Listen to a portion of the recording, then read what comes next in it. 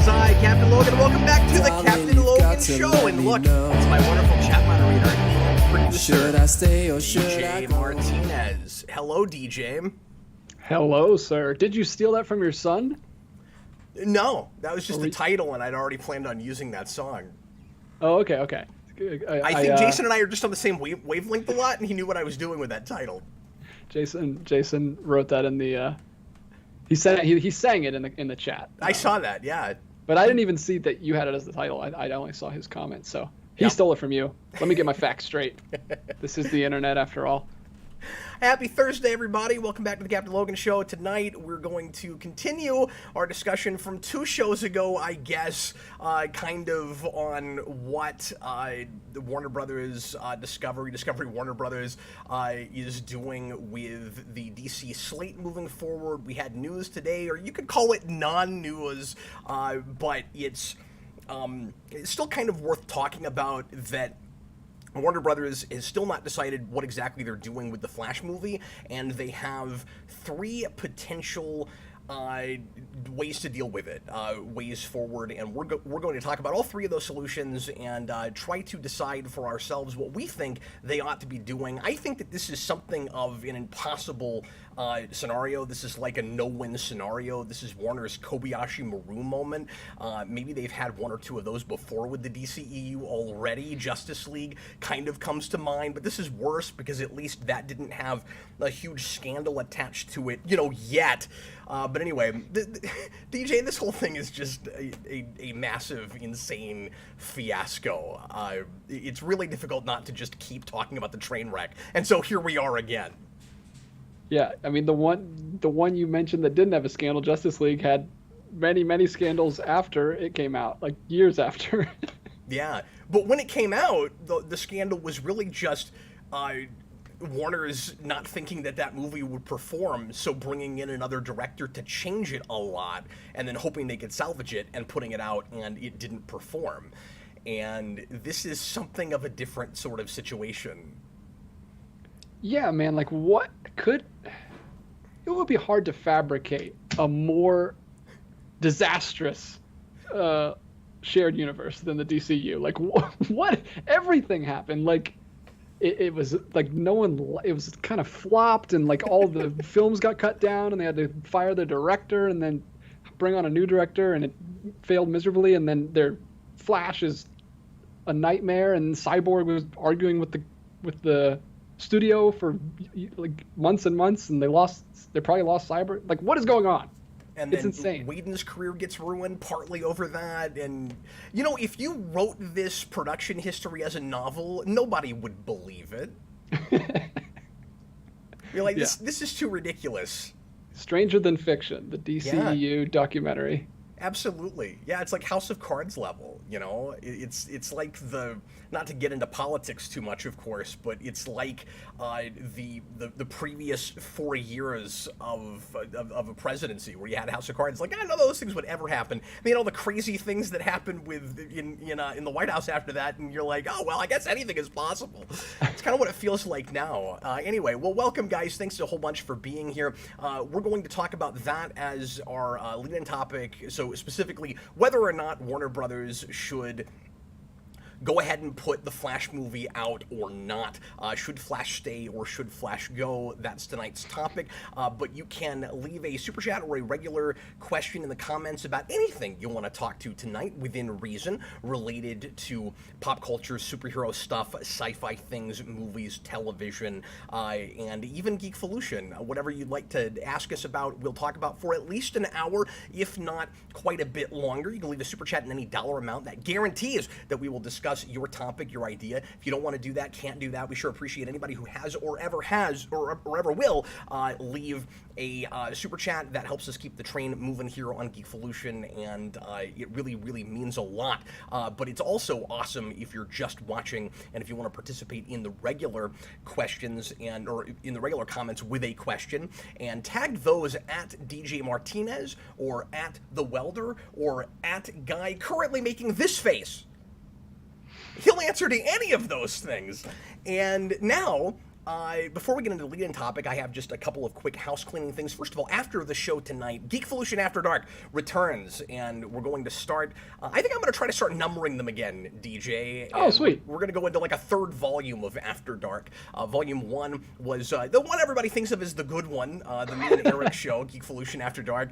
And then after that, we had Captain Logan After Dark, which was for a while something more of a variety show, and then it turned into a little bit more like what Eric and I were doing, but with some other magnanimous folks I know. And now we're going to bring the title Geekvolution After Dark back, and we're going to continue on with the various topic format and let you guys throw topics at us. We'll talk about things that we wouldn't usually talk about on the channel. It'll be real loose and fun, and sometimes we might even just start with a singular topic and see where we end up going throughout the hour. Or longer. So if you are not currently a patron and you'd like to hang out with us for Geekvolution After Dark, that's patreon.com/Geekvolution, and just the $2 tier gets you access to that, and that will be just after this show, probably around 10 o'clock Central. It kind of just depends on how long we end up rolling this evening, of course. Hey, DJ, did you know that you can't watch a Geekvolution video without wearing a Geekvolution t-shirt? We have t-shirts now on sale, and we do have ball caps too. Do we? I don't think we do. I don't think they do have ball caps there. I wanted to say that, but I don't think you can do a ball cap. I wanted to hear that. I was expecting it, but I was like, wait, yeah, we don't have hats. They should get hats. Get on that. I really wanted to, and one of these days I'm going to keep saying that, and I'll slip up and I'll say ball cap. Well, where's the Geekvolution ball cap? I'm like, oh, you can't do that. We'll work ties? That's neckties. I don't think you can do neckties either. That would be great. I would love that. Designing a tie. Anyway, TeePublic is the website that we're affiliated with now with our merch store. You can click on the affiliate link in the description, and that will show you everything we have available there. We're going to start adding some more designs to that in the not-too-distant future, including some of the text things that people have been asking for, and feel free to keep throwing ideas for those out at us. We'll try to get 4 or 5 of those up in the next couple of weeks, I think. And I think those are still on sale right now. Let me double check. I thought they were only going to last for a day, DJ, and then the whole site went on sale, and all the other shirts that we had there from other storefronts went on sale at the same time. So I think, let me just double check real quick. Yeah, right now all of our shirts are still $14 against that's a steal. That they usually are, and then all of the other curated shirts that I have here are also $14. So that really cool Knuckle shirt, and the Power Ranger shirt that I put there, and the Lord Zed Fitness shirt. You can get any of these for $14 on top of the Captain Logan Show shirt. And by the way, DJ, I figured out how to do other things, although I didn't do it on the desktop, so I'm not actually sure I can figure it out right now. I looked this up the other day because we were like, well, how do you look up things? How do you find things that aren't just shirts and the things at the bottom? If you want like mugs and things, and you can actually just like go to the product as a category and then search it out. So you can just go to mugs and then find us and see if we have mugs, I think. But anyway, so they're in there. You can find them, and that's enough about that. But anyway, get yourself a Geekvolution t-shirt if you are so inclined. I also want to mention that tomorrow night I am taking off because originally I was going to be doing a review with Austin late tomorrow night, but tomorrow's my birthday, and I kind of forgot about that. I'm hanging out with my family, so I will be celebrating tomorrow night. So Saturday evening, Austin has graciously agreed to do a show with me, so we're going to be reviewing the South Park movie.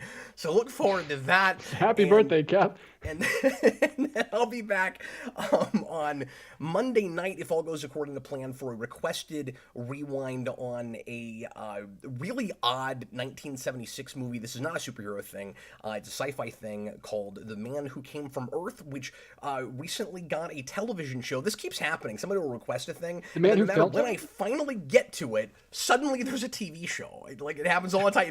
The stars always align. This just happened with a movie that I did. What was it? Snowpiercer, where like, and I mean that at least had been on for a while. That just got canceled in line with the review we did. I love that movie, but I don't know if I would like that show. It's interesting. But I might check it out, but it's probably not getting an ending because it just got unceremoniously canceled. But you're watching The Man Who Fell to Earth? Yeah.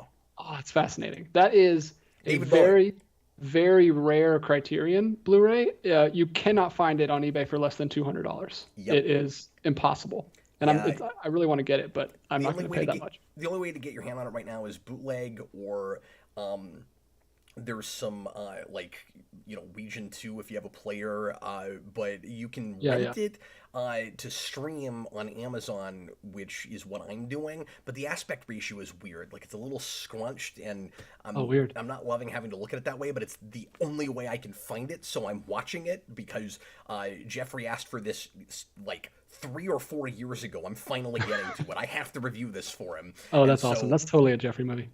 Yeah, I mean, if the only way to watch it was upside down, I would do it because he's been waiting for me to review this movie for so long. So anyway, thanks really to cool. Jeffrey, and it's a weird watch. I'm only halfway through it so far, and I have no idea where it's going.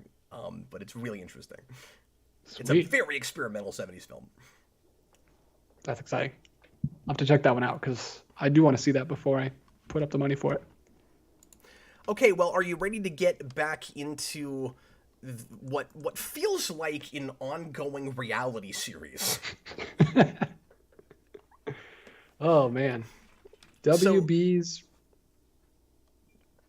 Well, I won't say that, but yeah, it's and it feels like an ongoing reality series that we've been doing. I feel like we just did this. Yeah, we can't stop.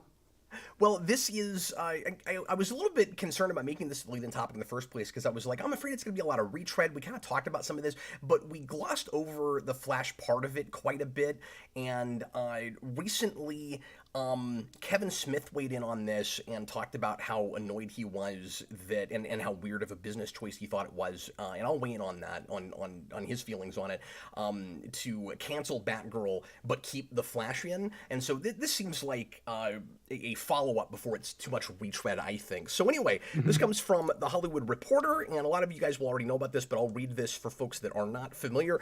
Warner Brothers weighing fate of The Flash as its Ezra Miller problem grows. He, or they, I should say, is in the news.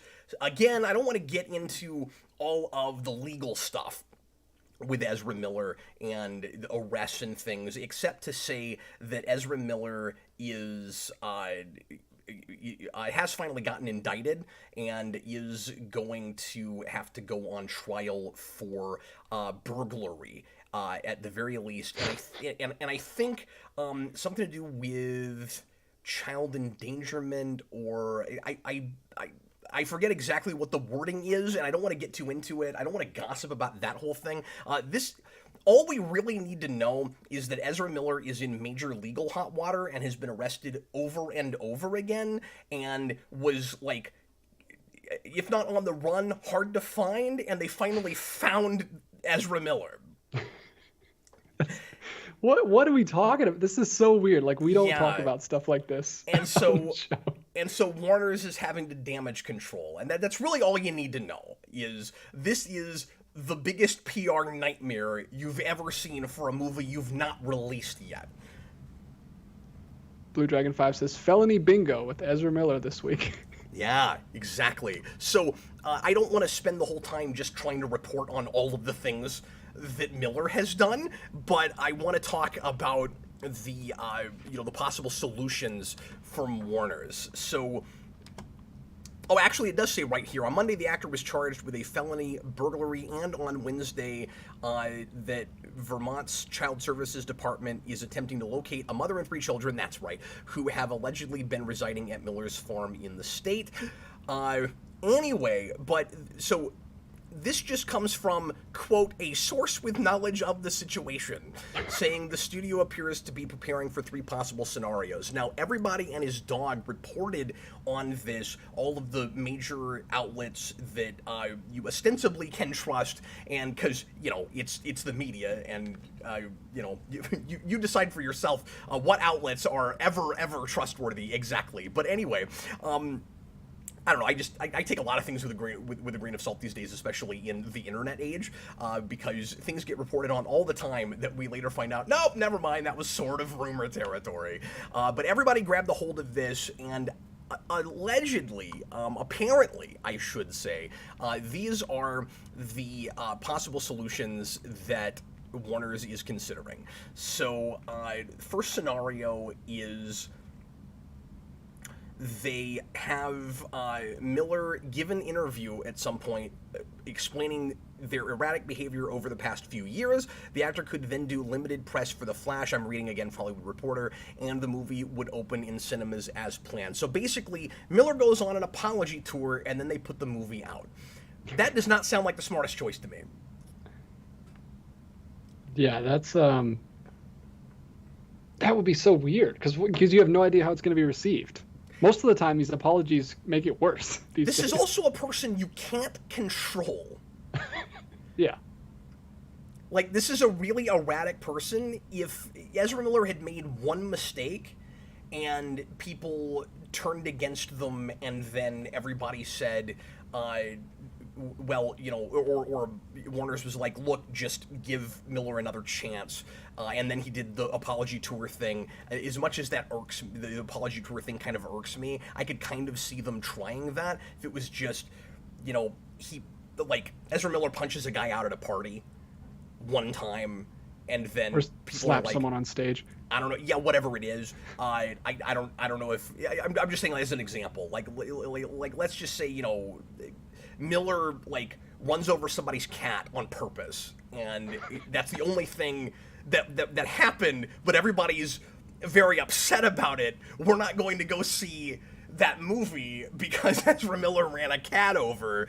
I could see you maybe coming back from that, but this is a million things all compounded on top of themselves, and a very erratic, not very lucid person who came out and made a tweet and said, "You can't touch me, I'm in a different universe." That's not the person that you put on an apology tour, because even if you could control them, the movie's not going to perform. People aren't going to buy into that. But anyway, so here's the other two. Second scenario: even if Miller doesn't reach out for help, Warner's could still release the film.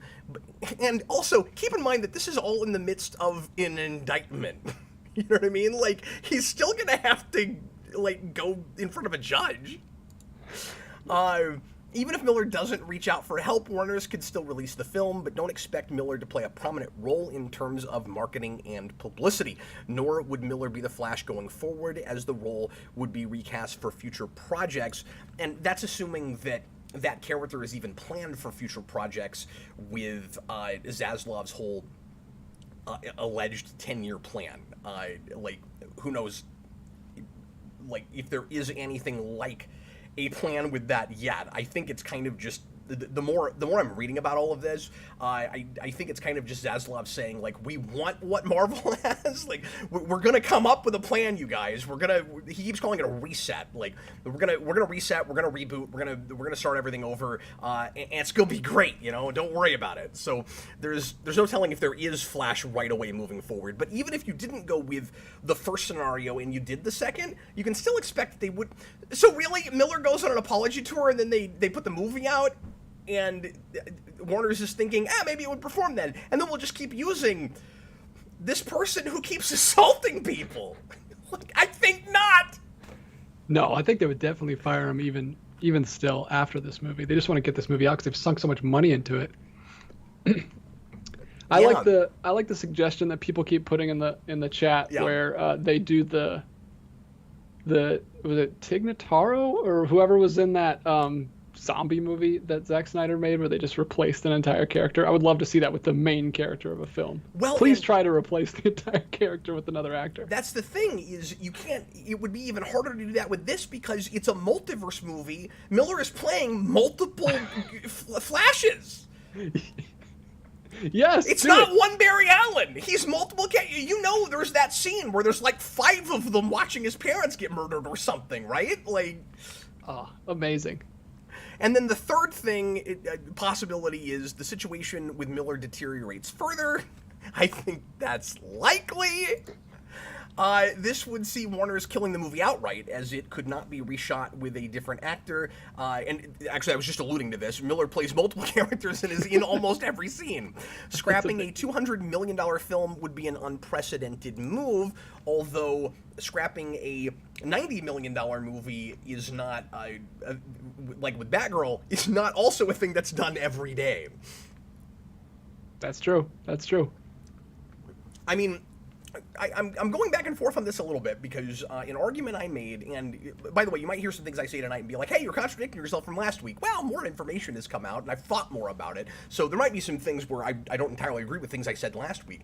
But waste your time, Volution. But Batgirl is, I said, you know, costs a lot less than The Flash and was not meant to go to the theater. So even though I think they should put it out in some capacity and let people see it at least, I could to some degree understand why you would scrap it and would have a harder time scrapping something that was meant for the theater and was a $200 million movie.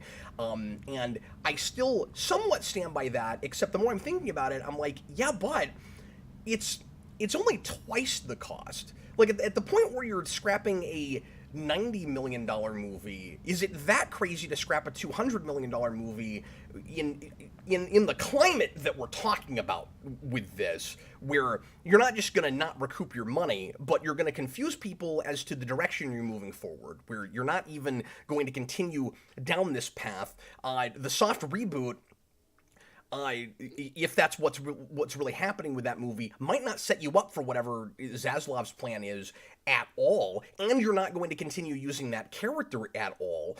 And so, like, I don't know, to some degree I can see it, but also we're not, they haven't really paid for any advertising yet. Like, they haven't started putting out, they've had a teaser, but they haven't done the big trailer campaigns, and they haven't done the press tours and all of that. So, DJ, the more I'm thinking about it, just with this particular climate that we're in, forget the Batgirl situation, because in some ways these are kind of two different situations. I still think they should release Batgirl the way they were going to release it. Not in the theater, because that was never they thought about doing it, but before Zaslav came on, the whole plan was to put that on HBO Max. That should be released either the way they were going to release it, or like I said, just put it up for, you know, a $15, $20 purchase on digital and call it a day so that people can see it. This is a little bit of a different animal where I don't think they should put it out the way it was supposed to be put out. Like, I think the only thing you can do is actually release it the same way I'm saying at this point they should release Batgirl.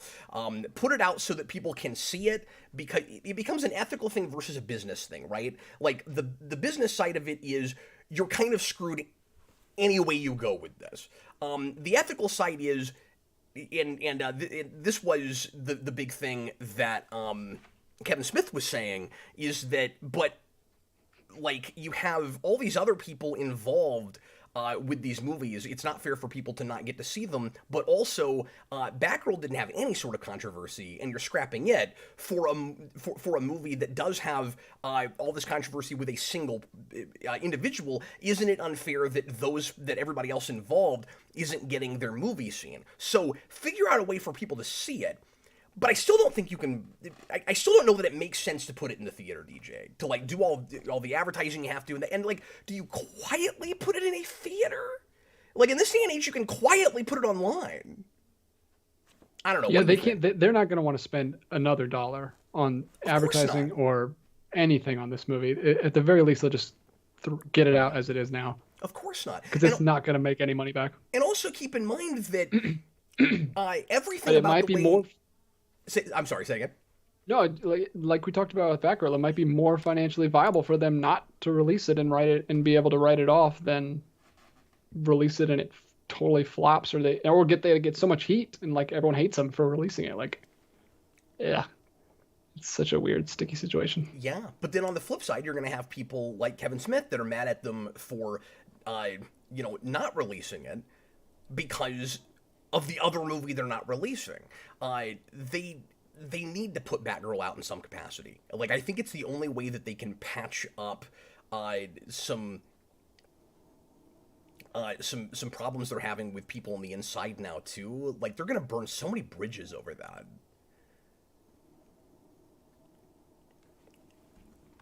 It's crazy times. Absolutely crazy. Like, they almost lost the DC president, Walter Hamada, over Batgirl's cancellation. He almost just walked over it.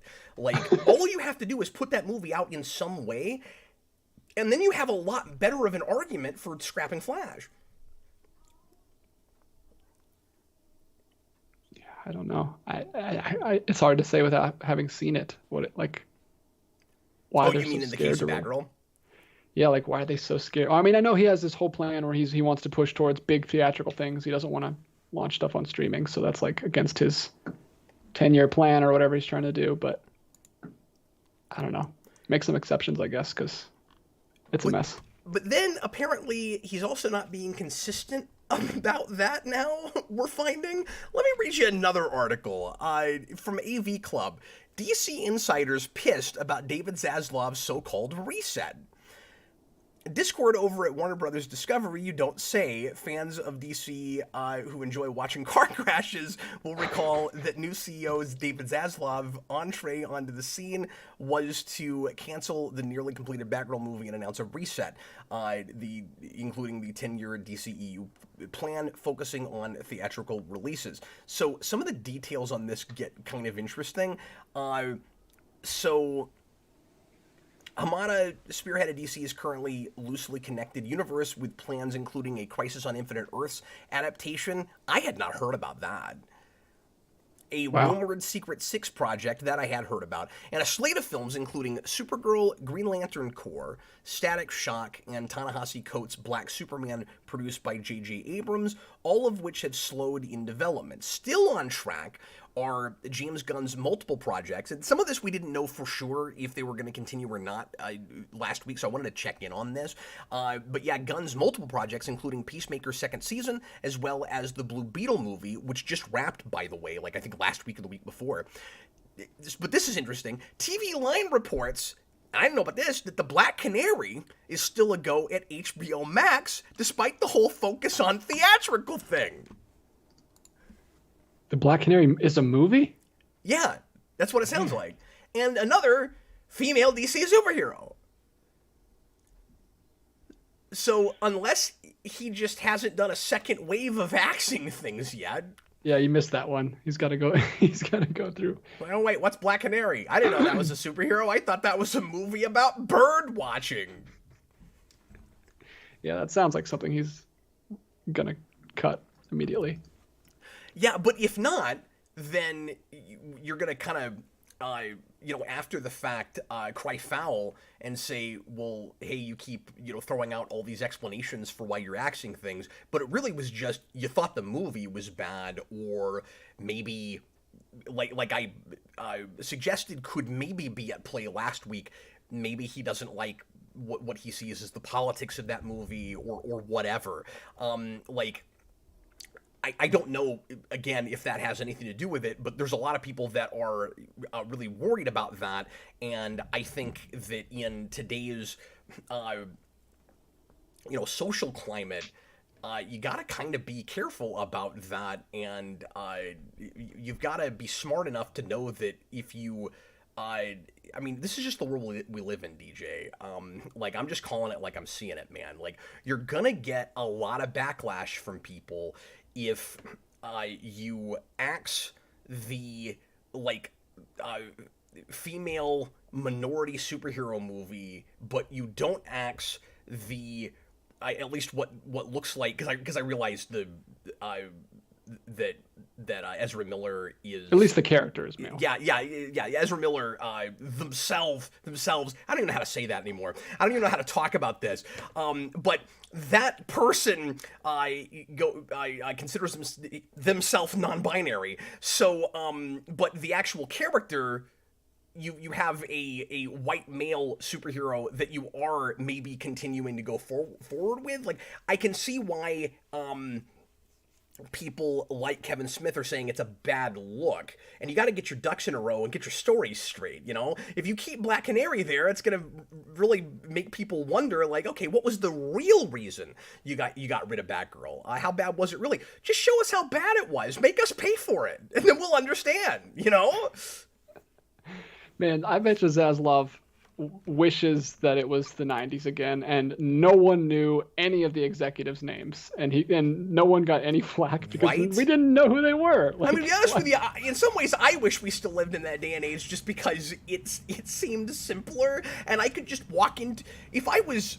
I mean, I wouldn't be able to do this job back then. Obviously, the way I do it is like, kind of an independent armchair critic or whatever. But like, if somehow I'm doing this job back then, I could just watch a movie and review it, and nobody would necessarily expect me to know any of the people involved. Like, now you have to know everything. Yeah. Even the CEO is like a celebrity. It's so weird. Such weird times. It's weird, yeah. Well, let's go ahead and get into questions and super chats, DJ. What do you see? I'm sure everything so far is pertaining to this topic. Go ahead. Only one. I'm going to do that one first. Oh, wow. Surprising. Okay. And we can totally run off in other things tonight, by the way, guys. But yeah. But before we do that, just really quick, let me ask you, just to kind of put a bow on this. Do you agree with me that they probably can't release this in the theater at this point? Yeah. I don't know. I don't know who would be angrier. Who, like, would the people that are mad if you release an Ezra Miller movie be angrier, or the people because I never know. Sometimes the minority is louder than the majority. Like, I don't know who they fear more. But could you satiate them if you released it in some other way? That's what I'm suggesting. I'm not saying don't let us see it. Is lost on let us see it, internet. But you've already lost your money. You're not going to make money on this movie. So just put it out in a way where people can see it, but it doesn't have to be high profile. Yeah, but there's no such thing as subtlety on the internet. Like, they can't explain that in the banner image on HBO Max. Like, hey, this is why we're putting this here. No, but all I'm saying is, if at least it was around somehow and people were able to see it, would the vocal minority that you're talking about freak out because it wasn't in the theater? Because remember, if Batgirl was not a thing, if that never existed, I don't know that so many people would be as upset about it not going to the theater. I think it just has a lot more to do with, well, no, this one, but not this one.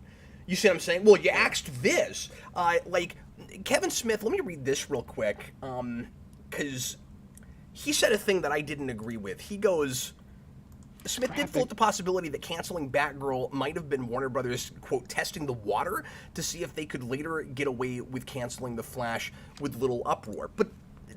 But Smith isn't keeping in mind all the other things they axed at the same time. That's why we can't be sure that Batgirl has anything to do with this. Yeah. Completely scrapping a $200 million movie that's done is insane. That's so crazy. If they do, I kind of want that to happen just for trivia. I don't know. It's insane. But I think putting it out is from a business standpoint maybe as insane. Maybe I'm totally wrong about this, but it's how it looks to me because of how high profile that whole thing is with Michael Keaton and everything. You put that movie out and you're saying, because they put all their eggs in the Keaton basket. And Keaton's regretting ever getting involved in this. Of course. And now they got rid of the other movie they shot with him that this would have set up that we were, I think, going to see before Flash came out. Like, yeah, they were coming out backwards anyway. It was a mess. Also, if you cancel Flash but put Batgirl out, let's say you do it the opposite way, Batgirl doesn't make any sense if Flash never comes out. Because you'd be like, why do we have Michael Keaton from another universe? Like, maybe they sort of explain it in that movie. I don't know. I haven't seen it. Ostensibly, I never will. Except I think I will. I think that gets leaked, but... Oh my gosh, I have no words for this. This whole topic is just. What do you guys think? Crazy. Leave comments as we go along, and we will read some of your opinions. Go ahead, DJ. Nutali says he still has Vulture. Poor Michael. No, Keaton. he's already said he doesn't want to come back for that. Apparently. Who would want to come back for that? Oh my gosh. Oh, Michael Keaton, man. It's like he needs a Birdman too. He needs another Birdman to explain this whole About tragedy. this? Yes. Jay Forever, yeah, the Birdman where he does attempt to come back and it's this whole giant fiasco, and then maybe it messes with his career again. I don't think this will touch his career. I think Michael Keaton can make anything he wants to still. He at least hasn't, besides Morbius, which is whatever. Nobody's blaming Michael Keaton for Morbius like that, and he's in one scene at the very end. Like he might as well have not been in that, but like at least he hasn't. We haven't seen any of these things with him in them yet, but I don't think even if he was, it would really affect his career that much. Do you? He's Michael Keaton. No, but God, I want Inarritu to make a spiritual successor to Birdman that tackles the DC universe fiasco. That'd be amazing. Writer says, "What is happening?" Yeah, that's all I could say. Jay Forever King, they also got rid of his cameo in Aquaman 2. Did I read that already? No, I didn't know that. That's another one bites the dust. Another Keaton. Man, so he was in 3 of these films. Yeah. There's all this Michael Keaton footage floating around. And let me just he's the Nick Fury of this universe, and he can't get a break. He was supposed to be. But, like, I can't say I'm going to shed too many tears not getting to see him play the role again, because I didn't love the context of this happening, and it was very nostalgia baity, and like the whole thing was so awkward, like selling a Flash movie on '89 Batman. But it also is going to be weird if I never get to see any of this footage that he shot like 32 years later. Yeah, it's exactly the same thing as Andrew Garfield as Spider-Man again in No Way Home. It's like, well, no, I can't get excited about it because I don't like anything else around him. So it's like the exact same thing. Well, at least for you. I mean, well, and the other thing too was with Flash, it was already going to be an uphill battle. Like, let's say Ezra Miller never did anything crazy or illegal. And, of course, there were a lot of viewers like me that weren't real impressed with the performance for the Flash anyway. Like, I didn't love that actor. But besides that, like, let's say there was no controversy at all, but it came out when it was supposed to. Marvel still fast-tracked No Way Home and made the whole multiverse, multi-film from different era shared universe thing happen before that. I still don't know how that movie performs. Obviously, now it's going to do way, way worse, even. But that was not a surefire hit. If they got it out ahead of time, it might have been. If they'd been able to beat Marvel to that punch. And I think that was kind of Ezra dirty Miller pull to his breakdown. Say it again. And beat Ezra Miller to his breakdown. Like, all this is coming out like this year and end of last year. Like, if they could have released it before No Way Home, they would have beat all of this. They should have just cranked it out. Do you know how long ago we had rumors that Keaton was going to be involved in the Flash movie? It was years ago. Or at least that it was supposed to be a Flashpoint thing. Mm-hmm. I think there were maybe Keaton rumors even back that far. I can't remember now. But, I mean, it was pre-COVID. By quite a bit, if memory serves, when we first heard rumor that the solo Flash movie was going to be a soft reboot thing. Daniel Davis says the budget is nearly $300 million, so all those reshoots must have added up. Like, ugh. Yeah. Imagine being in a position where you can just say the words, "It's a bust. I put $300 million into this thing, but we'll just have to scrap it." Like, I can't even fathom that kind of money. Like, and so I get people saying, like, but, you know, how much worse is it when you have a movie that's, like, that expensive and you don't put it in the theater? But I'm just worried that for them, the PR woes are not worth it. Yeah, that's what they're balancing right now. It's like, do we make a little bit of our money back and risk damaging the brand name, or do we just take the huge hit and It's easy to say this in hindsight, and from, you know, my comfortable seat in the bunker here, not being there, not being part of the process, all of that, it's really easy for me to make judgment calls and say anything, right? Like, Yeah. I sympathize to some degree with the I guess with the executives involved. It's an impossible kind of choice, and how could you see the future? But in hindsight, it's hard not to think that with the crazy stuff that Ezra Miller was already involved in, and a lot of what we know now we didn't know back then, but some of it, like he already had been arrested. Sorry, they already arrested some, right? And then they brought Miller back for reshoots. So I wonder if maybe they shouldn't have seen a little bit of this coming. Yeah, that's they could have scrapped it back then. But again, I'm not sure it's fair for me in hindsight to say they could have scrapped it back then. AMC Comics says you're 100% right, DJ. WB keeps delaying it, waiting for the buzz to die down, and then Ezra Miller does something worse. Yeah. Yeah, they're like, we'll just wait for it to die down, and he just keeps topping all of his shenanigans. Ugh, it's crazy. I can't, like, I don't want to say here's the next crazy thing Ezra Miller does that they're not going to be able to get past, but my imagination is kind of running away with itself, right? Like what happens? Anyway, let's go back to yeah. Let's get out of this. The Ezra Miller shall we? Go ahead.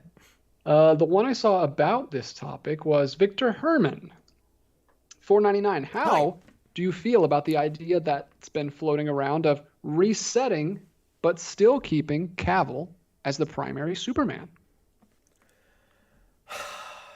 It depends on how you did it. I have a hard time not sticking to my guns on this and being really rigid on I want a complete from the ground up reboot. And by the way, I think, and this is where I'm going to sound a little bit contrary to where I was last Thursday, DJ, with all of this madness and nonsense with the Flash movie, I don't think 10-year plan is at all the way they should go. And I was already, like, not totally sure I bought into the idea of trying any kind of shared universe. I've said that, but now I really think that all they should be making for the next 5 years are Elseworlds movies. Just keep doing the Joker thing over and over again, and just give people, because some people have said that's what they want. They want to see Warner's do forever. I think eventually there's still maybe a shared universe that's viable, but at least at the moment, like, I think you can compete with Marvel by not competing with Marvel. I really do. And I think that's what they should be doing. So, I don't mean to not answer your question, but I wanted to get that out first to say, I don't think yet, with any of that. Like if you do a Superman movie now, I don't think it should be Cavill, and I don't think it should be like the Batman. I don't think it should be starting a universe, even if it's successful and you could see building a universe out of it. I think it's time to put that whole idea to bed for a good 5 years at least. I really do. It's like rebooting too early. You got to look at the whole thing as like one franchise if you're doing the shared universe thing, and I don't think that's smart on their part right now. Now, that notwithstanding, just the idea of, like, if all this craziness wasn't happening in any bubble or in 5 years, forgetting that people age, should Cavill remain Superman even if we did Zaslav's, like, straight up reset and all of that? If he had a solo movie that was basically like Man of Steel just redone entirely from the ground up, and we never I don't usually like this. In this particular case, I think he was such good casting, I could probably be made to be okay with, like, a Ghost Rider type reboot, where it's the same actor, but it has nothing at all to do with the last movie. I could be won over on this idea. I don't like it on the face of it, but I think I could be won over on it. Because I like Cavill that much. Yeah. And he got a raw deal. It hasn't been fair to him. Yeah, for the longest time I was on that train where I was like, I don't care what nonsense, just all the baggage. I just want to see him play Superman again because I like him so much. I think I'm finally off the train. I think I'm finally like, it's been too long. He's too old. I'm gonna have to give up hope of ever seeing that because I loved him so much. Even in Man of Steel, like with the stuff he's given, he's such a cool guy. But DJ, the it S might be too late. stands for hope. The S is gone. He hasn't worn the S in like almost 10 years or 7 years now. The S stands for stop it.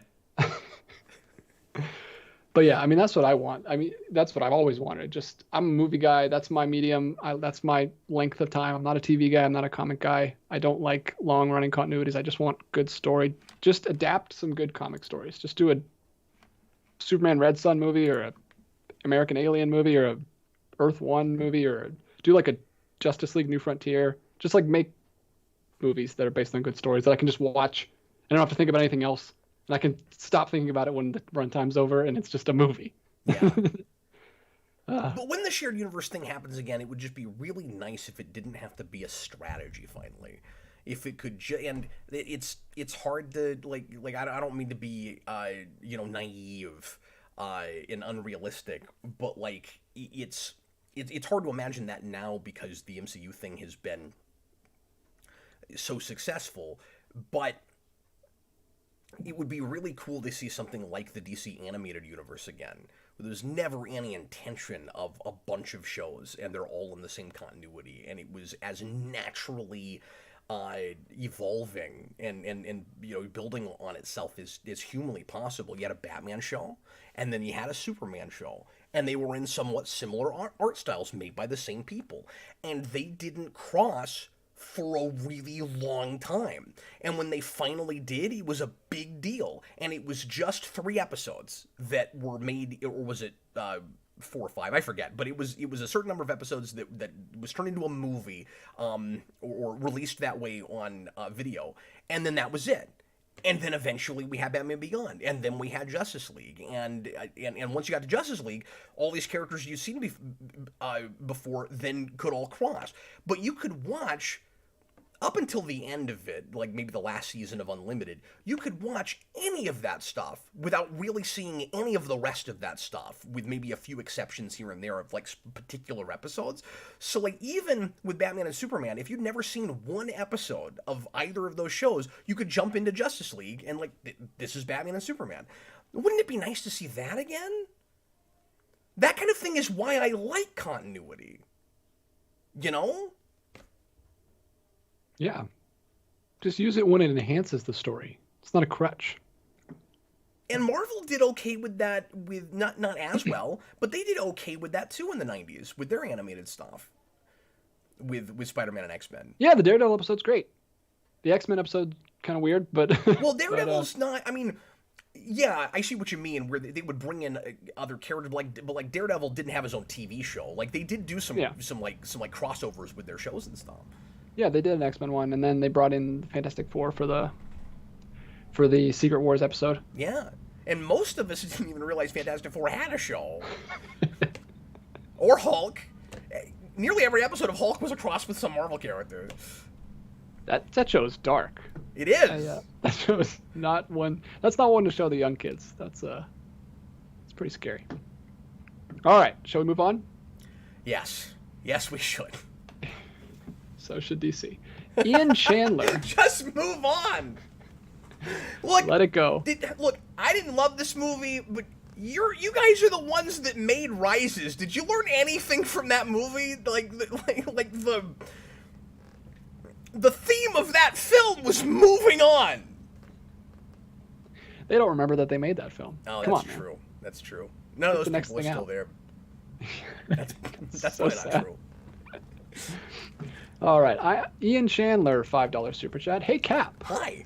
What superhero that hasn't had one would make the best video game? Oh man. Daredevil. That has never gotten a video game? Daredevil almost had a video game, but it was canceled. Yeah. I mean, if we mean in the modern era, and I can just cheat and exclude like 8 and 16-bit games, because like Silver Surfer's had a game. And it's amazing. Yes, but wouldn't it be neat to have the 3D? I've never thought of this before, but wouldn't it be cool to have like the 3D space shooter Silver Surfer game? Just like, I don't know if it would be like I don't think I'd use Silver Surfer as like a first-person thing, but like a 3D third-person space shooter that also had like I That's don't know crazy. regular adventure game mechanics on top of it. That could be really interesting. Where you could have like some you could have some space stuff, but you could also have some planetary stuff. Yeah, well, instead of open world, it's open solar system. Like you can just fly anywhere. I mean, it'd be a massive game. You're but, basically like, saying like No Man's Sky, but it's Silver Surfer. but like, but just one guy flying around. Like, Yeah. that'd be so cool. I'd play that. That sounds neat. That's Yeah. gonna be my answer. I just came up with that just now. I've never had that thought before, but yeah, Silver Surfer. That's my an answer. awesome answer. I would love a Daredevil game. It's like the perfect blend of Batman and Spider-Man. You Of get the course. acrobatic fighting style from the Spider-Man, and you also can do like detective, and it can be an actual mystery like the Telltale games, and like, it'd be so cool. But I want Telltale Daredevil. I think almost before I want that even. No, I want to swing around at the Billy Club on the buildings. It'd be awesome.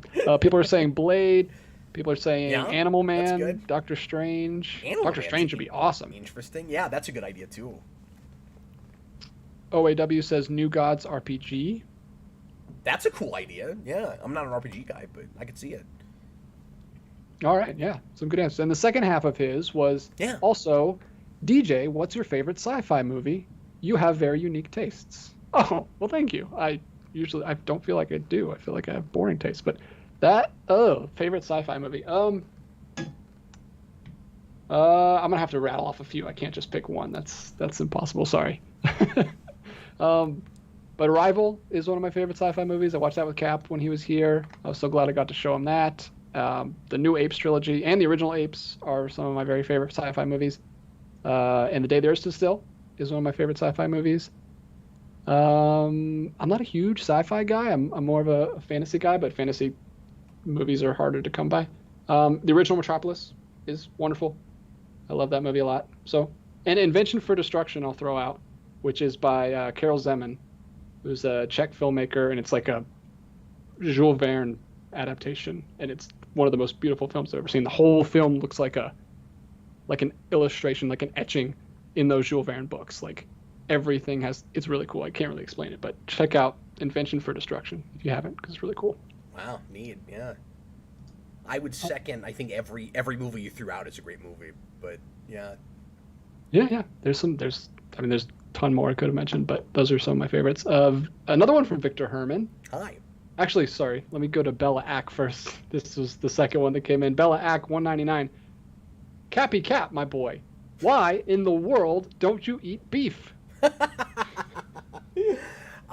My digestive system doesn't process beef the best, and when I eat red meat, I tend to gain more weight than I want to without having to just constantly exercise all the time. I just finally kind of looked at myself real objectively and said, what things am I not processing well, and why am I so much more overweight than I want to be? And it wasn't just about the weight thing, like I wasn't feeling well and stuff, and so I finally just sacrificed a couple of whole categories, and I have been in so much better shape ever since then. I've done it for a year, and I never say never, but I really don't see myself going back to beef, red meat at all, because I said red meat. I'm not eating anything except for bird and fish now.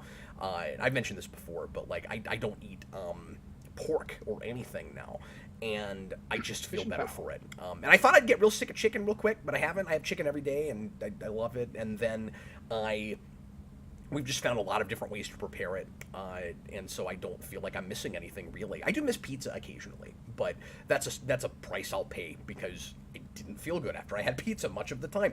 And then also I don't eat dairy anymore either, but for the very same reason. Very important, very important. I'm glad we got that out at the top of the show. That's what the people want to hear. Sorry. No, it's great. I'm excited. Yeah, that lean meat, man. You just feel lighter. You just feel good. DJ, Victor why don't you eat beef? I haven't eaten beef. Well, I say that. I haven't eaten. I'm also just kind of like a fish and fowl guy ever since like I was 8, maybe like 19. 18, 19. But occasionally I will eat steak, like a nice, like if it's good quality steak. That my wife really likes steak, so we'll have steak once in a while. But yeah, most of the time I'm not really eating like burgers and stuff unless it's like I don't know. Occasionally I'll pop in a black bean burger, or like so some places have some quality veggie burgers, but I don't like going to restaurants. I finally found one or two of those I can eat. Yeah, they make them really good. I Just would don't like get to make the exception for steak again, like you're doing, maybe every once in a blue moon. I just always worry about getting like addicted to red meat again. But like, yeah, and it's easy for me because I don't like steak, so I never, it doesn't like get me off the wagon, because it's just like something because it is good for you once in a while. So like I'm like, okay, I'll make an exception here, but I'm not a big steak fan. So I'm not either, which is why I'm hoping it would work. But I've been a little bit paranoid about it. Yeah, I didn't grow up eating steak. I never really had it until I was like teenager, young adult. So it's not something I ever got addicted to or anything. See, I grew up eating steakhouses. That's what my dad did for a living. You grew up in a steakhouse? Yeah. Oh, literally, you were running around in the kitchen. Well, yeah, Like he managed a steakhouse, so like, I was in the restaurant a lot, so. Yeah. I mean, that's totally. My parents ran a karate school, so I literally grew up in a karate school most of the time, just running around, trying not to get kicked. Reap a Cheap. Excuse me. Let me go back. Victor Herman, $4.99. How do you feel about the idea? Sorry. Good grief! I am all over the place tonight. This two shows a week has me rattled. I've already read that one. What am I doing? Reap a Cheap 775. Well, guys, it was fun while it lasted, but we'll see you next Thursday. Oh, I've lost my brain. What are your thoughts on Terminator Salvation? I think it's the only Terminator movie you don't have a video for. Is that right? Did we even? Yeah, I think we did do one for Jedi Knight. Okay, Jedi Knight. I will try to finally get to that commentary at some point with Austin. We have it on our list. We'll make sure that shows up in the not too distant future on the poll on Patreon. Quick shameless plug for that. Patreon.com/Geekvolution. The $5 tier allows you to vote in polls for the Friday show, which we'll be bringing back again in September. Since we're doing request month this month, we're not doing those polls right now. But we have a list of like 40 or 50 things that we want to do, and we're going to let you guys help us decide the order that we do those things in, and we keep adding things to it. We'll never get to all of it. We'll be dead before it all happens, but we're working through it slowly. Anyway, Salvation I saw one time in the theater, and I felt the same way a lot of people did about it. I liked the setting. I thought it was wonderful to finally do a Terminator movie that took place in the future, but I thought it was kind of lame that it didn't have the same aesthetic that future did in the old movies. You didn't have like the skulls everywhere and stuff. It didn't feel authentic. It didn't seem right, and it was a little long in the tooth, and it was a little boring. I thought the production values were really good, and I thought all the acting was spectacular, but the big misstep was kind of just in the writing, I thought. Yeah, that's the only Terminator film I've seen. Salvation, and it was the most boring, generic 2 hours of my entire life. It's probably longer than that, right? It's probably 2:45, and we just don't remember it, right?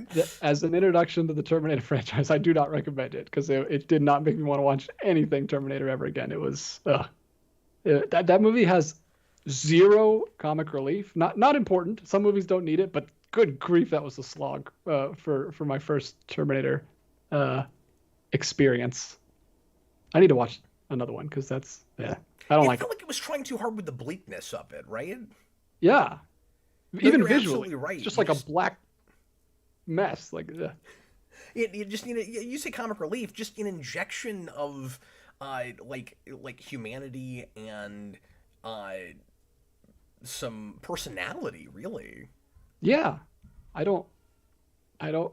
mean, Christian Bale got really into that performance, as we saw with his freak out on set, but like, he sure did. Why? Was it worth it? Why? Like, what about that character? I guess he just gives it all he's got and everything he's in, because that character was not interesting. Like, Yelkin is good in that. Like, everybody's good in that. It's just, I didn't love what they had to work with. Yeah. Yeah, and it's easy of us to say that after the fact. Like, they have no idea what the final film's gonna. They're just seeing like little bits and pieces. They don't even sometimes don't even have the full script of everybody else. So I'm not making fun of them. Whatever. But I might feel they gave it differently their all. about it. Like, everything's relative. I haven't seen it in a long time. So going back to it, I might appreciate it a little bit more after the missteps that have happened in that franchise. But on the other hand, one of the more recent Terminator things I've taken the time to sit through is the TV show, Sarah Connor Chronicles, which is one of, by the way, the first things that I say recently, a couple years ago, that Austin and I did together, and that show's a lot of fun. So I still don't really want to sit down and watch a boring Terminator thing. Yeah, and take everything I'm saying with a grain of salt, because I was like 18 when I saw it, or it was like fresh out of high school, so my opinions are completely different now. Wasn't that shortly after '09 Star Trek? Like, wasn't that like the next thing that Anton Yelchin did? Yeah, I think it was 10 09 or 11? 10. Or was it 11? or was it just before that? I don't thought know. it was after it. It might have been 2010 or 2011, because I graduated 2010, so that's the right time period. I'll look it up. Anyway, thanks for the question.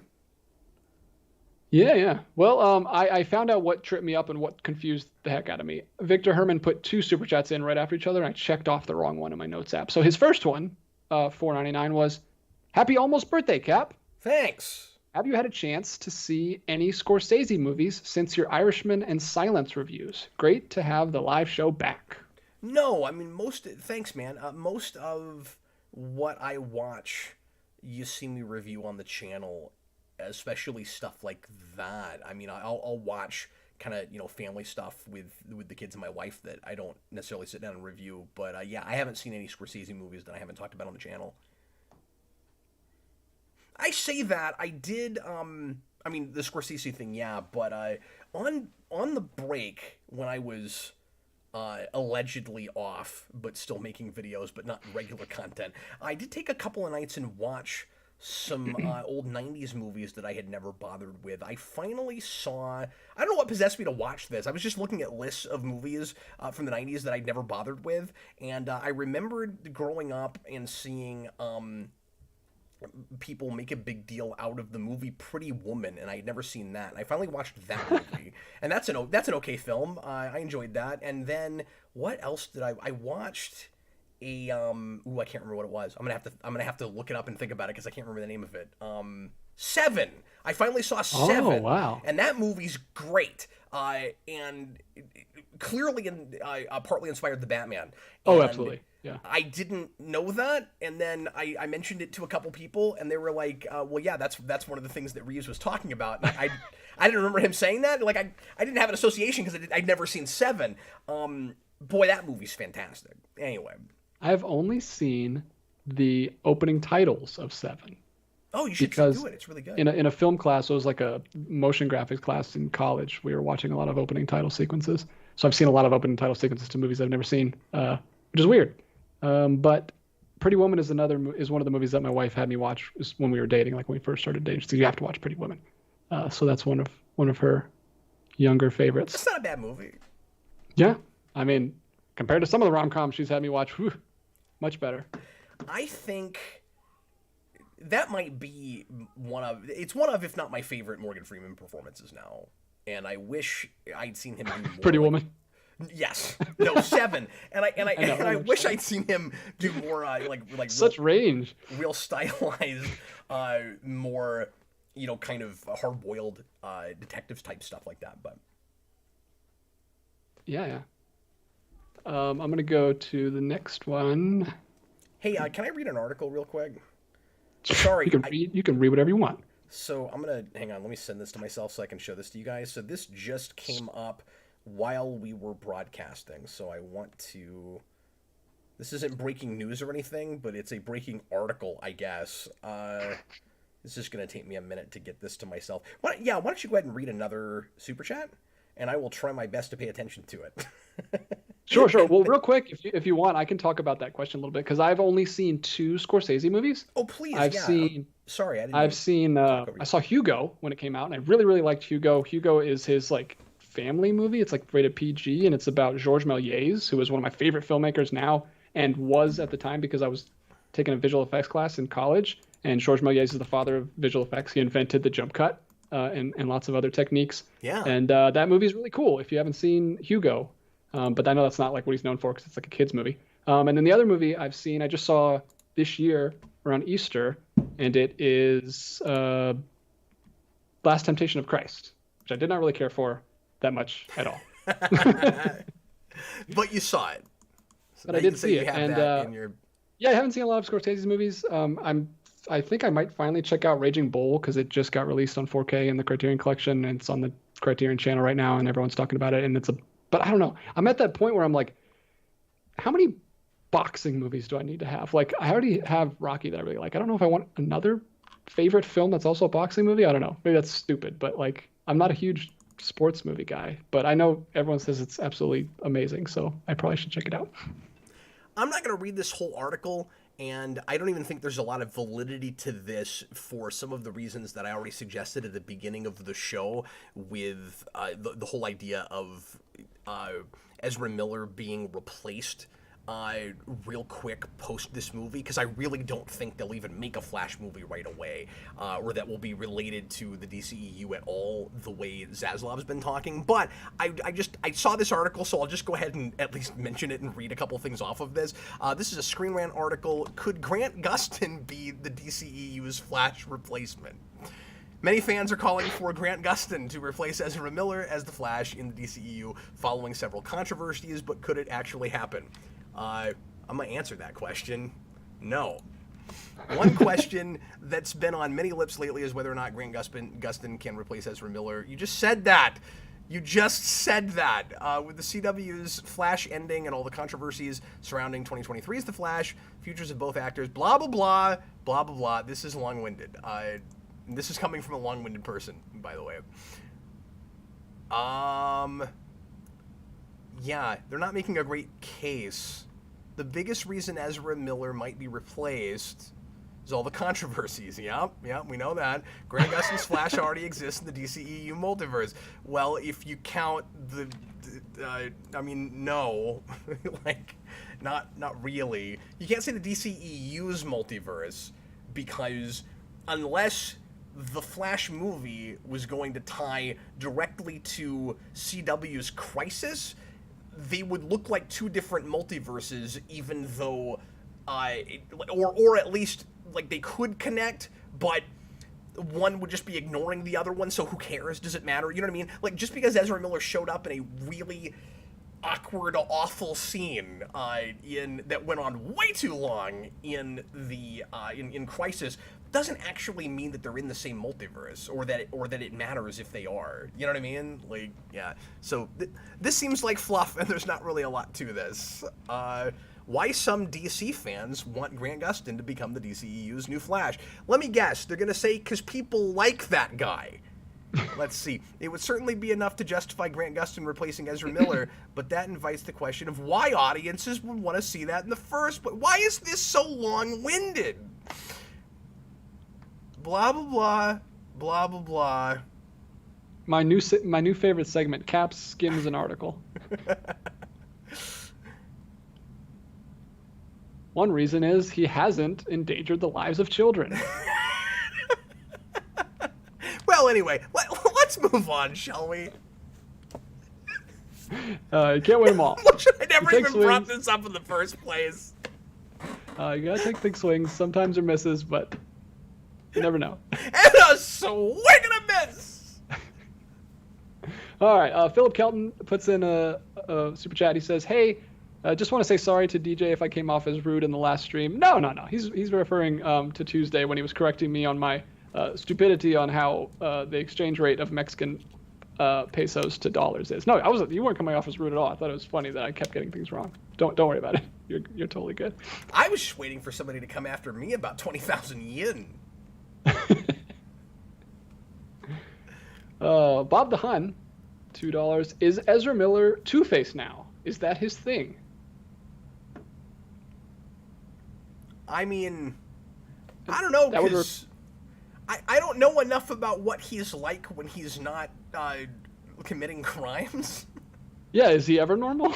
Is there like that would require him to have like a normal day job? Yeah, I mean, I guess he was doing some kind of crazy things and then went to work and then just got to a place where he's doing a lot more crazy things, but I don't actually know very much, like enough about how he is and stuff, of course. And, you know, like I haven't spent a lot of time reading about all of the individual cases and things, but I don't understand why a Hollywood actor needs to rip off liquor.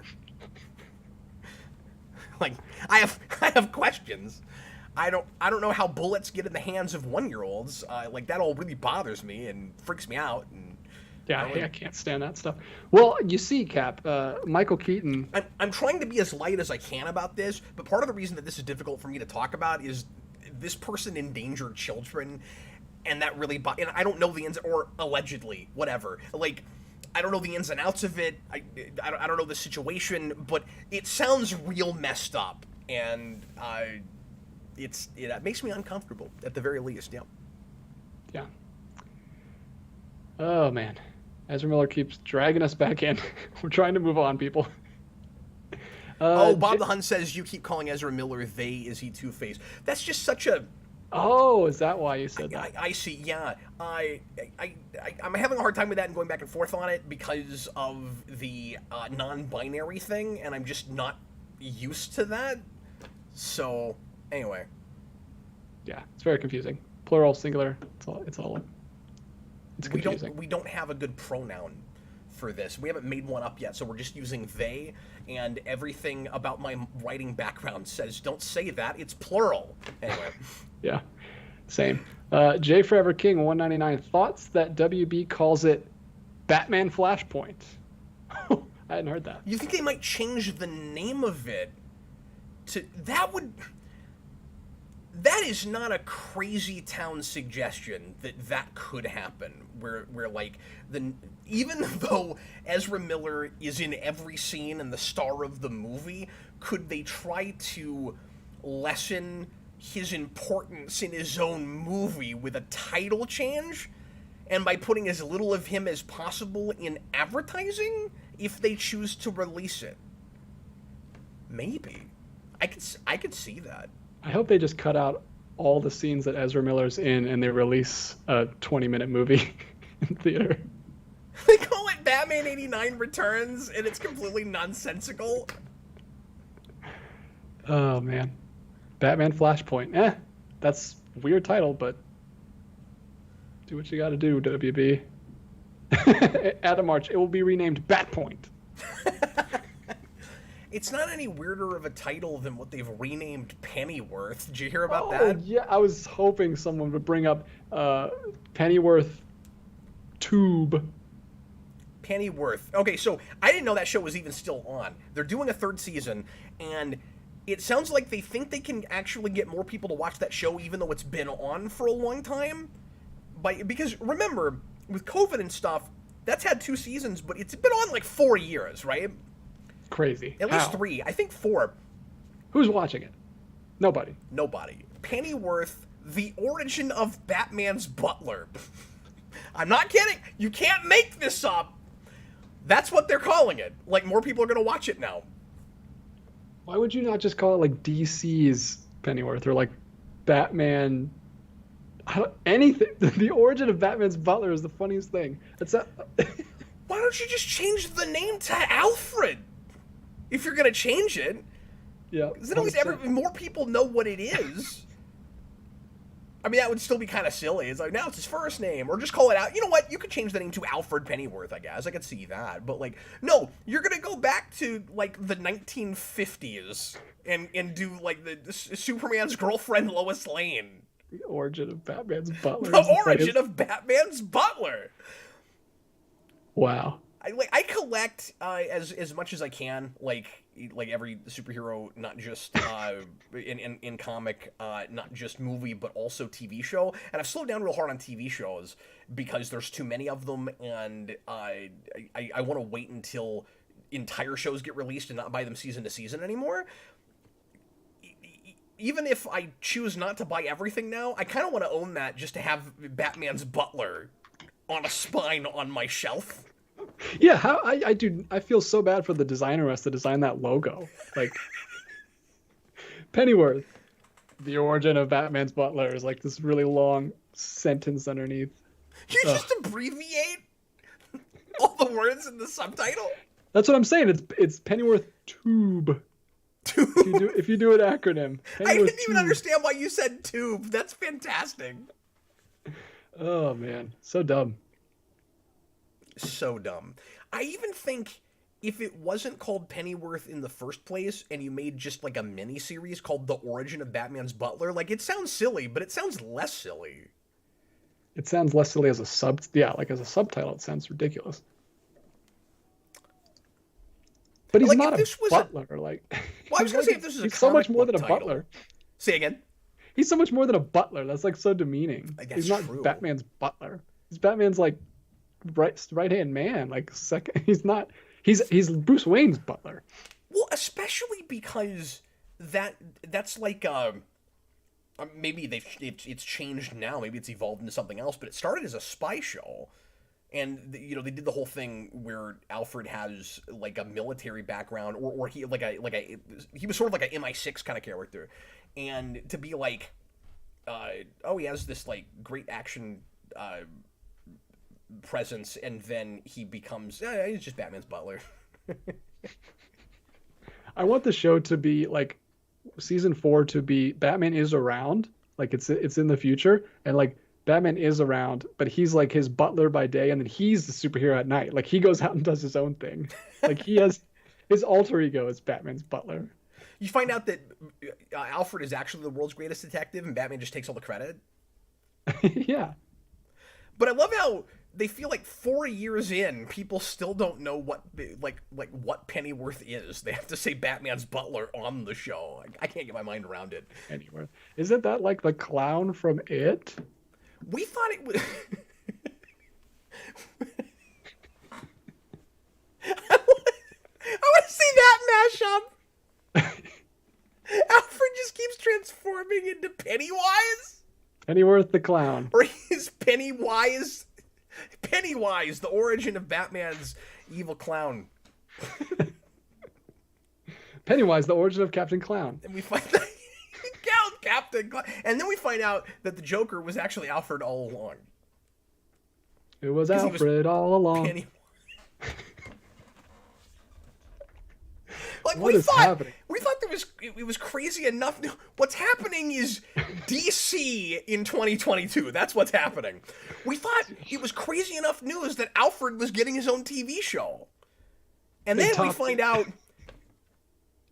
this insane title, and it's even sillier. And I haven't watched any of that show past the 3rd episode. Maybe the whole show is crazy.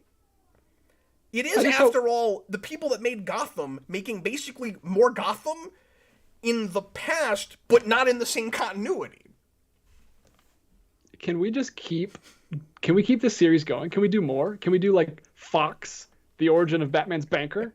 And and who else can we do? Is that his banker? Well, it sounded similar to Butler. I couldn't think of a word that sounded similar to Butler. The origin of Batman's accountant?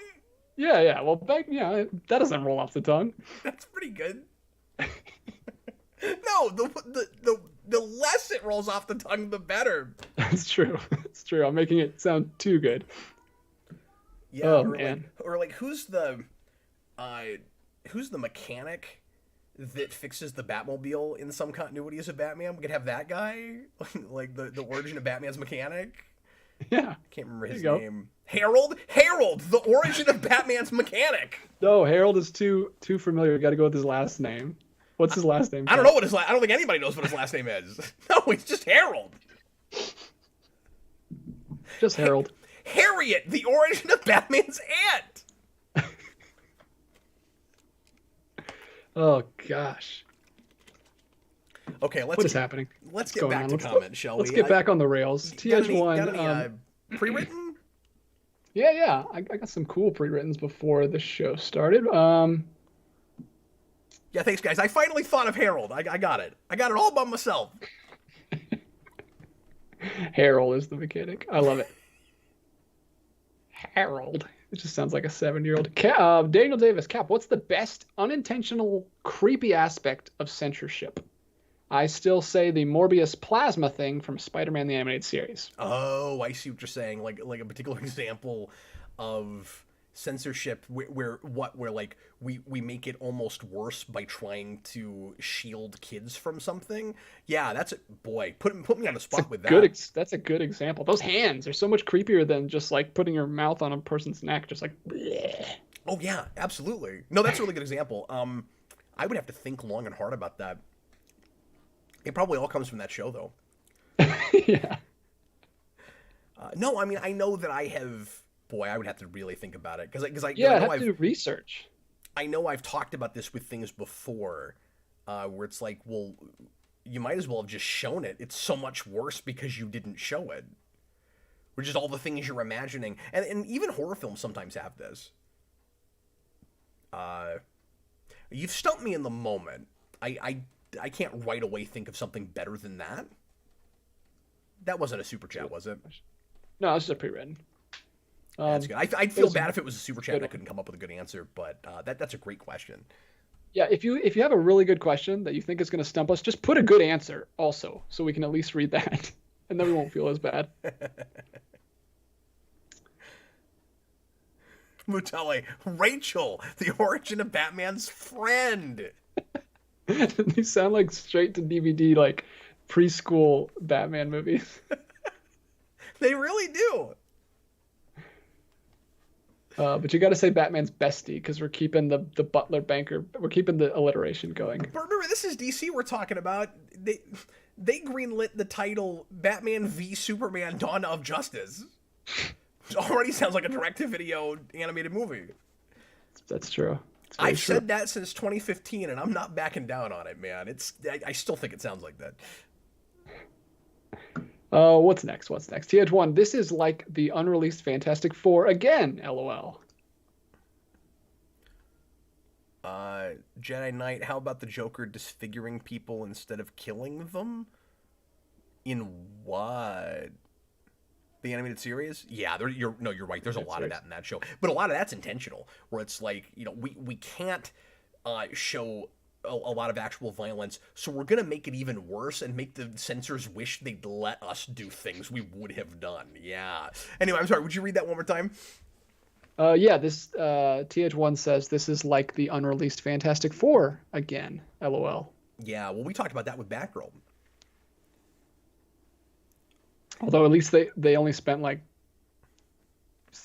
$80 and a can of soup on that one instead of apparently almost close to $300 million. Yeah, well, and a little bit different. With both of these things, especially if Flash doesn't actually come out, it's even crazier and more unprecedented because with Fantastic Four, that was just a movie that was made. He's talking about the Roger Corman, just to keep the license, and it wasn't ever supposed to come out. And they let the cast and crew believe it was going to be released, but it was never going to be released. So, which is exactly what they did with, but they didn't know that from the beginning. That's different with Batgirl though, because they'd already wrapped filming before this decision came down. Yeah. So it was always intended. Yeah, like the example I gave last week, this is a lot closer to like a new CEO comes in, or there's a buyout, and there's like a like music label, and there's a CD that's already finished, but it doesn't come out now. But this hasn't happened a lot with movies and stuff. Although there's always a part of me that's like, is that really true? Or is that what they say to save face because the Fantastic Four movie turned out so bad? Like, did they always intend not to release that? Or like... I think it's a little bit more complicated than that. I think there was talk during the making of it of going ahead and putting it out, but like the reason they made it was just to keep the rights of it. And it is true that decision was made while they were filming. Yeah. Yeah, that's definitely true. Yeah. And I've still never seen the documentary on that. I need to watch that because I'm sure that clears it up a little bit. Because it seems like you put a lot of work into something you never meant. Like, you could have done an even worse job if you were never intending to release it from the very beginning. I don't think the director knew.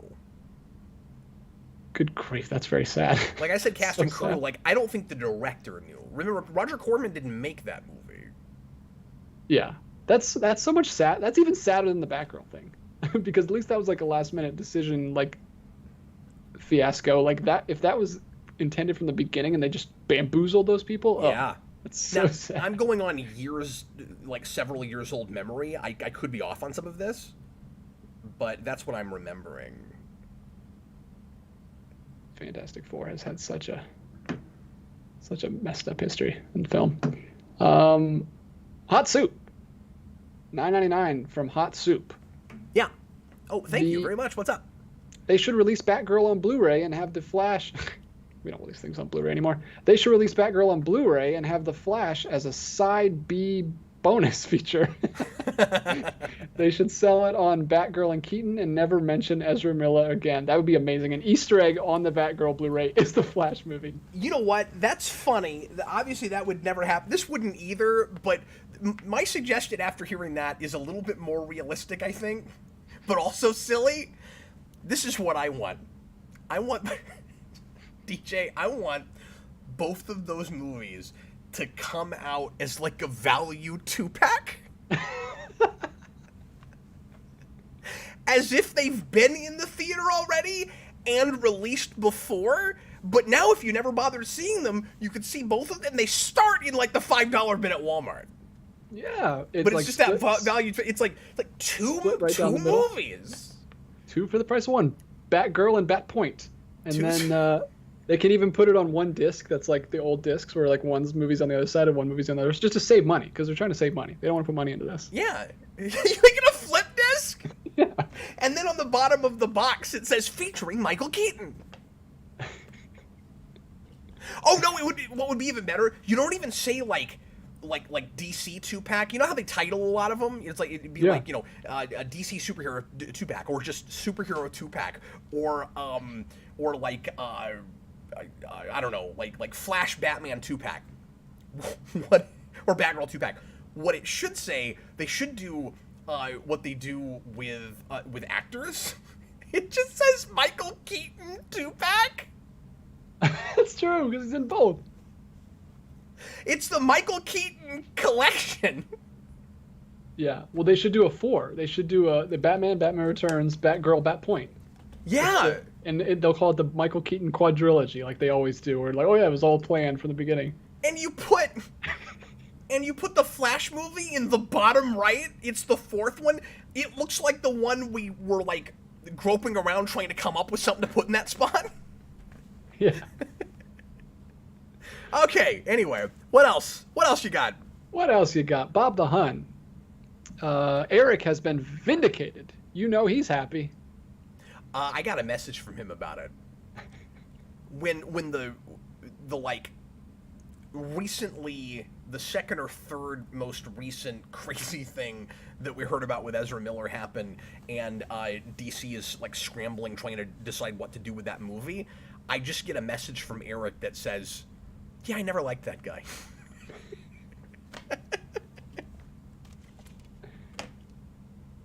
It's so weird because my first experience with him was a movie called Perks of Being a Wallflower, which is a really good movie, and he gives a great performance. And then I don't know what happened.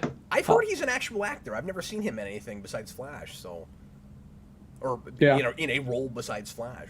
I wonder if someone will recommend The Perks of Being a Wallflower now that all this has gone on. I wonder if that'll be in your requests sometime soon in the future. Well, it will be now that you said that. The power I have as the moderator. Oh, man. Checkers the Inventor, $5. Hi. Can't get over the fact that Michael Keaton has played Batman again in 3 movies, and we may never see any of it. Never see any of them. God. There's a part of it, it's so weird. I have this disconnect where I don't need Michael Keaton to play Batman again, but there is that footage, so I need to see it. If that makes any sense. Where like, there's a part of me now that's like, I mean, I don't want that to be the thing that holds the universe together, and I don't want it to suck, and I don't want it to just be him repeating a bunch of lines he had in '89. Yes, it's one of the most quotable movies ever made. We can watch it and quote it. We don't need another movie doing that. We don't need him to say, do you want to get nuts? And he says that, and I'm like, eh. There's a part of me that if that movie doesn't come out, I'll be glad that I don't have to sit in the theater and see Michael Keaton at age 60-something say, you want to get nuts, in a bat suit, out of any context from what he originally said that. So, I mean, that's good. But the footage exists. Feels funky not to see it. So, I don't know. Yeah, you would almost rather just, like, see the footage by itself. Yeah. You're not even interested in the movie. You just want to see him leak. Yeah. See what he's like, yeah. What did he do? How did he What play did that he do again? with This is just my fascination with that actor and my love for that movie. That's why I say it's such a disconnect. Because I don't mean to be a hypocrite. I don't like the nostalgia bait thing, but the history of those movies and this actor is interesting. So you go back to Returns. Look at the special features on that disc when they released the original disc for that, and he talks a lot about how he hadn't done sequels, and it was weird after playing another role to then come back and try to do that again, and he didn't want to just give the same performance, and you can tell in Returns. And he was like, how do I make this fresh but still make it the same character and all of that? And he was always funky about sequels. And then you come back 32 years later, he's going to be Batman again. Like, I got to know how he plays it, even if I don't love that choice. And I'm not saying that you couldn't have done something in letting him come back and be Batman where I wouldn't like see it as a little bit less cynical and less corporate or whatever. Maybe you could win me on Keaton playing that again. I mean, we've been down this road before, so I'll say what I have always maintained with this, which is I'd love to see Keaton play Batman again. I just don't need it to be in like an '89 thing.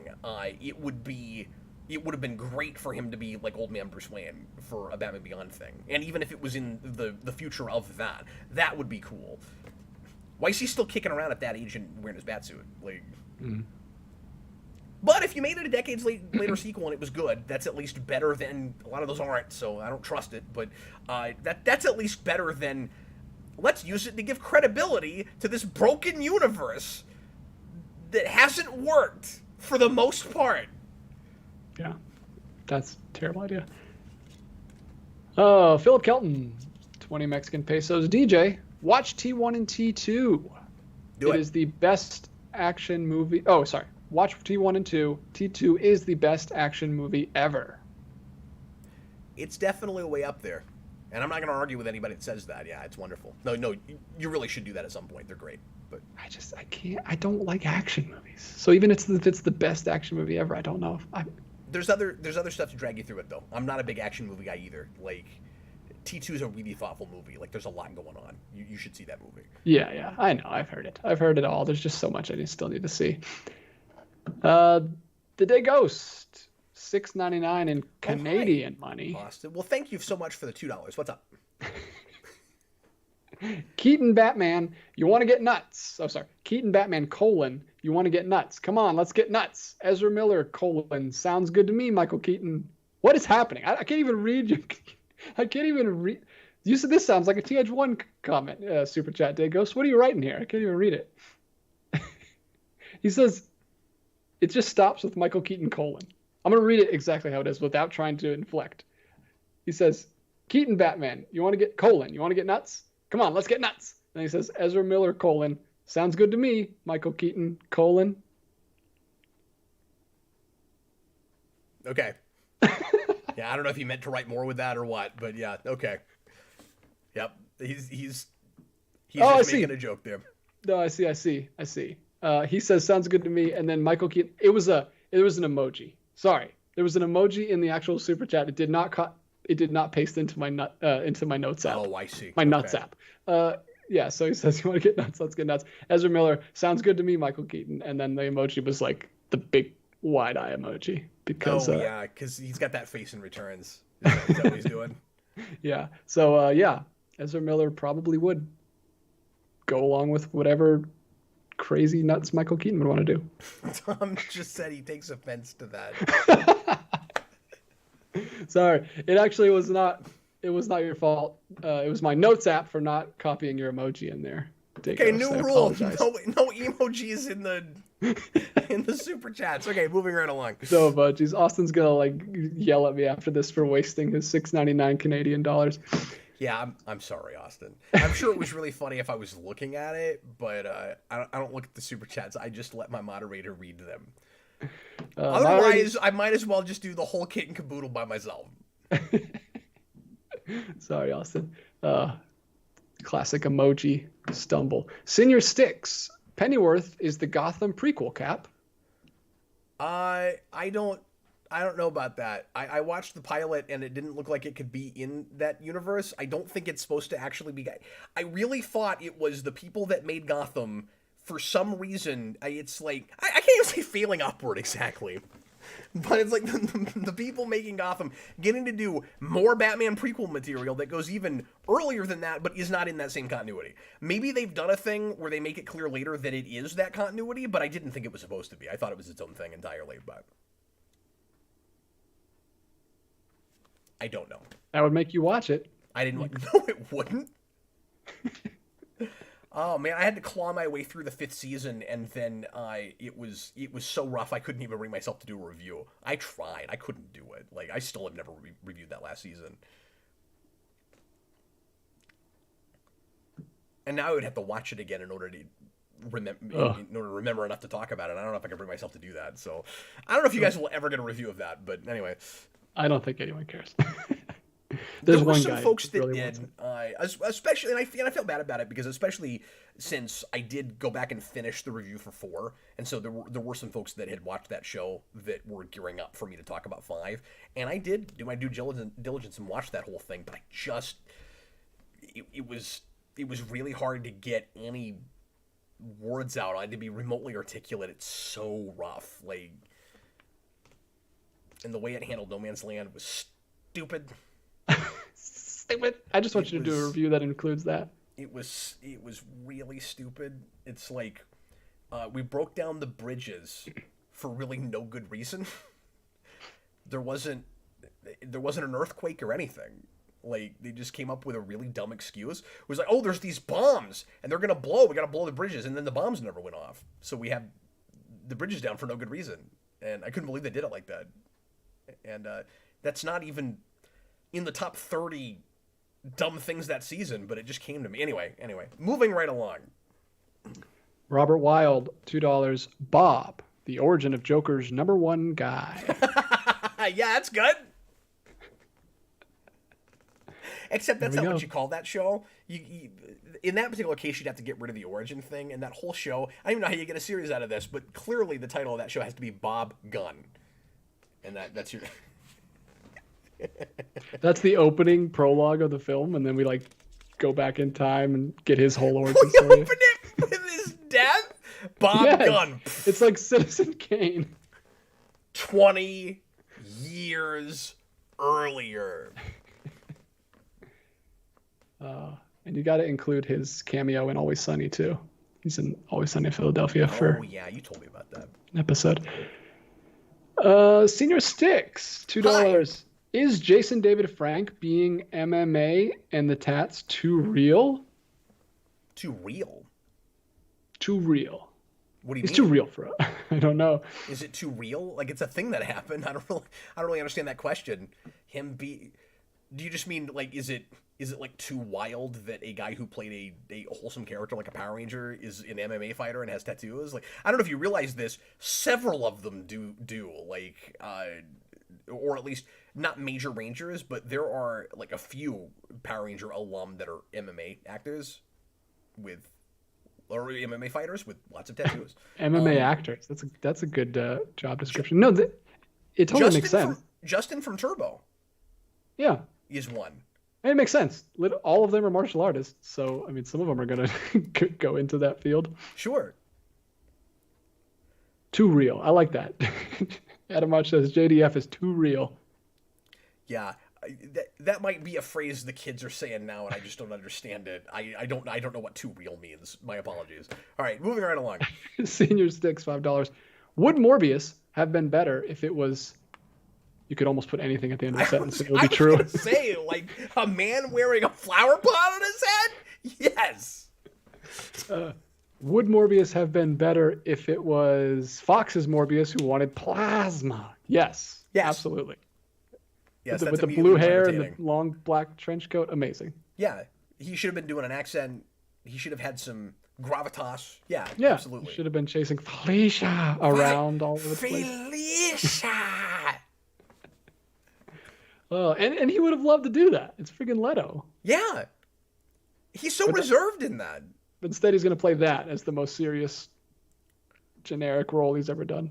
I mean, he's not reserved on the set in the sense that he's making people wheel him to the bathroom for no good reason, but in the actual performance, and he's not bad in that. It's just terrible. But He's just too real. He's too real. He's too real. Absolutely. Yeah. He needs some tattoos. There needs to be more MMA in that. Jedi Knight, $2. Miller was also central to the new Potter films. I know, like WB. Oh, what was that again? What was Couldn't central catch a to the break. Potter films? Ezra Miller.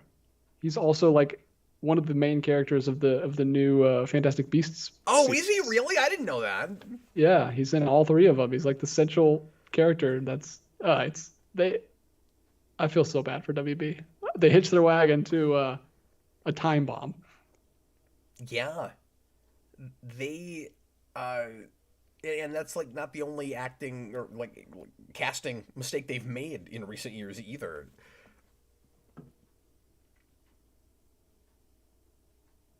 Adam March, Cap must be too real now that he has all those tats. I'm too real. Cap is too real. Look T-shirt how real idea. I don't mean to make fun of the super chatter though. I just don't understand what he meant by the comment. I think he's created something amazing that'll stand the test of time. That's better than he could have ever predicted. Write it down. It's another shirt. Yeah. Oh, and then we have one more super chat from Bob the Hun. Oh, great. Thanks. What's up? Pennyworth. I'll omit the subtitle because he does, but we should only refer to it as Pennyworth, the origin of Batman's butler. Batman's butler. We gotta say it that way every time now. Yep. Pennyworth Tube has full frontal nudity with Alfred. Well, really? That's can't also say I've a phrase ever you never thought. That should have been the subtitle for season 3. rated TVMA for full frontal Alfred nudity. Pennyworth : full frontal nudity with Alfred's That's a better butler. title. That's a better title. Oh, FFN Adaptation coming soon from Black Label. What? Is that for real? Bob the Hun, are you is this too real? I believe him. Is this I for real? absolutely believe him. It sounds real. It sounds too real. Full frontal nudity with Alfred. What is he doing? I mean, Batman's butler. It's a scandalous gig. Is he butlering in the buff? Is that what he's doing? Yeah, he's butlering in the nude. Butlering in the nude? Like, I guess it's his prerogative if it's... I mean, Batman's out all night. Like, what? He has no reason to wear clothes. It's a prequel. He's probably living alone. Or maybe he's got a girlfriend. I don't know. Like, it's his prerogative if it's his house. Oh, man. He's butlering his own house? He's his own butler? Well, you got to practice.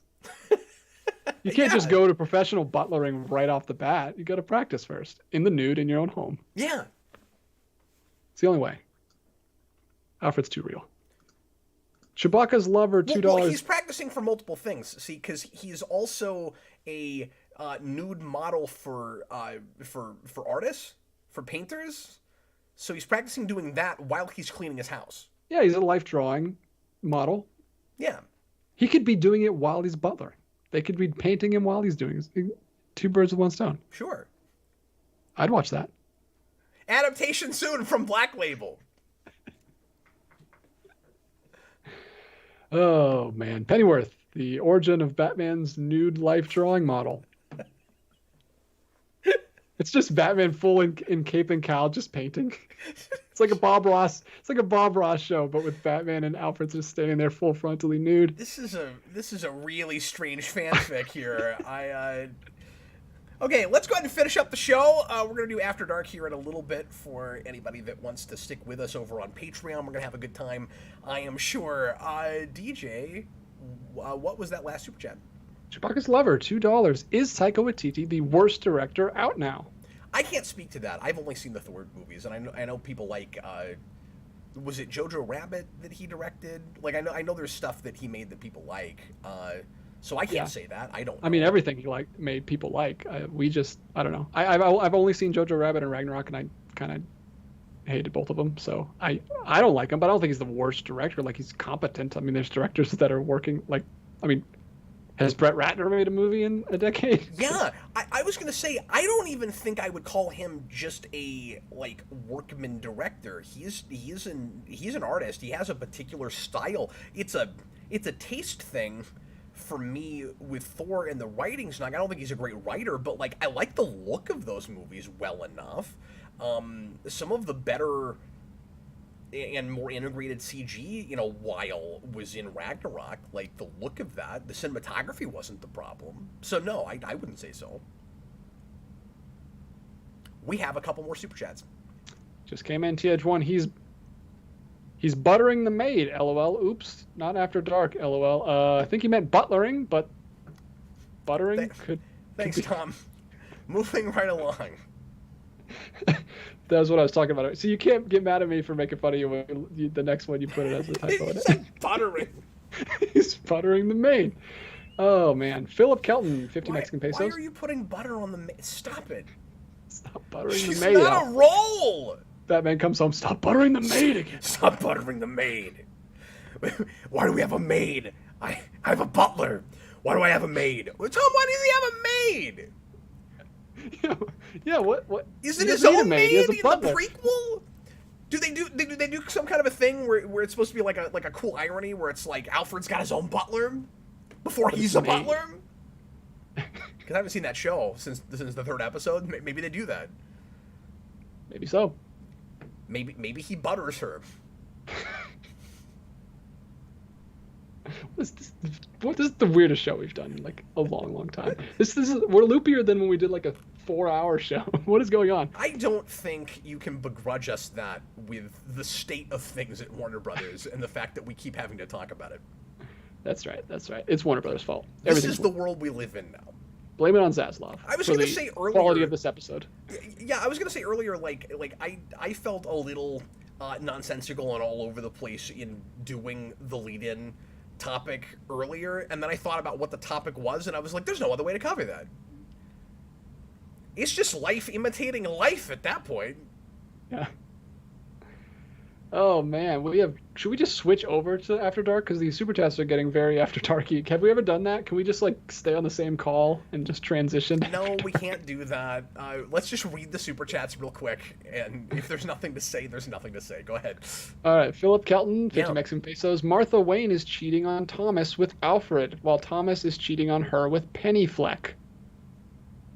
Well, for a second, I thought he was giving us a synopsis of the actual show, and now I don't know what he's talking about. No, there's a lot going on there. What is Penny Fleck? I don't know. So Affleck is playing another Pennyworth? What, from like another dimension or something? What is this fan fiction? Affleck is full frontal nude Pennyworth, buttering the maid. I agree with Madman. The weirdest one absolutely was the charity stream. That was like White Castle before White Castle. Yeah. We got hijacked by here's $5. Oh, we did. Yeah, it was his show, man.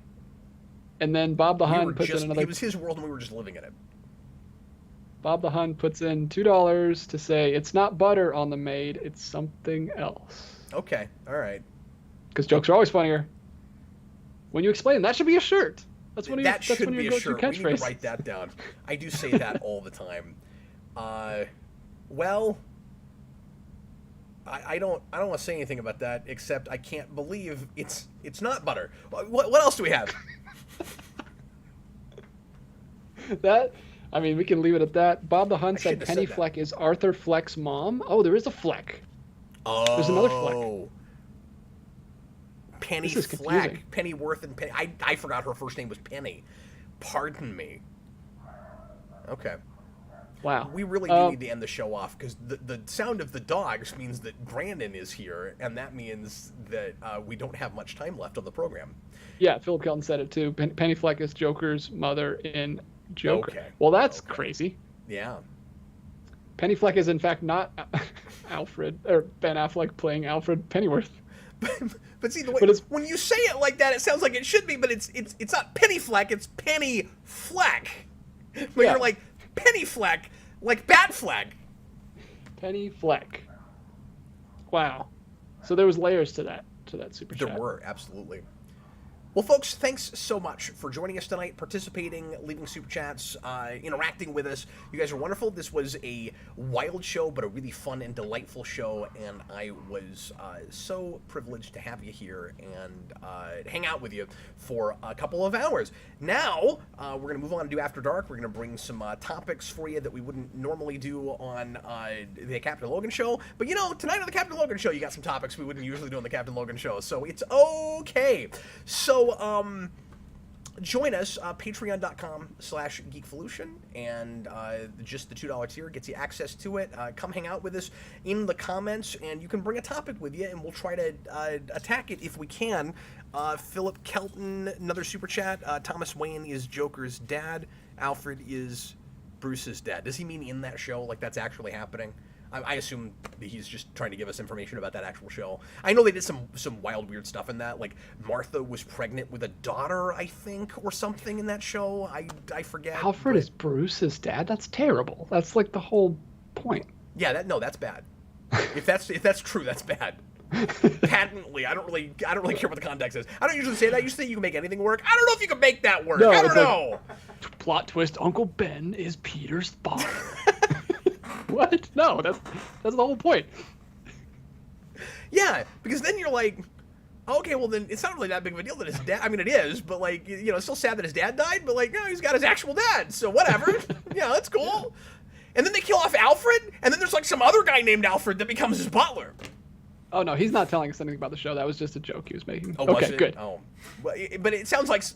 But I don't put anything past a show called Pennyworth: The Origin of Batman's Butler, and I didn't put anything before they did that. But now I really don't. After the full frontal nudity, I wouldn't put anything past it. Well, yeah, of course. Soon adapted by Black Label. Anyway, thanks again for watching, everybody. We'll see you again real soon. Once again, After Dark give us about 15 minutes, I should say. And pretty soon we'll have Austin in here, Brandon is here, and the three of us will regale you with tales and bizarre anecdotes and much randomness, I am sure. DJ? I hope so. Any other brilliant insights before we finish off? No, I've said more than I could have ever imagined. I have to read everything, guys. So it comes with the territory. It's a rough job, but we've said it all. See you next time. Stay too real. See you later, folks. Bye, everybody. Well, come on and let me know. Should I stay or should I go?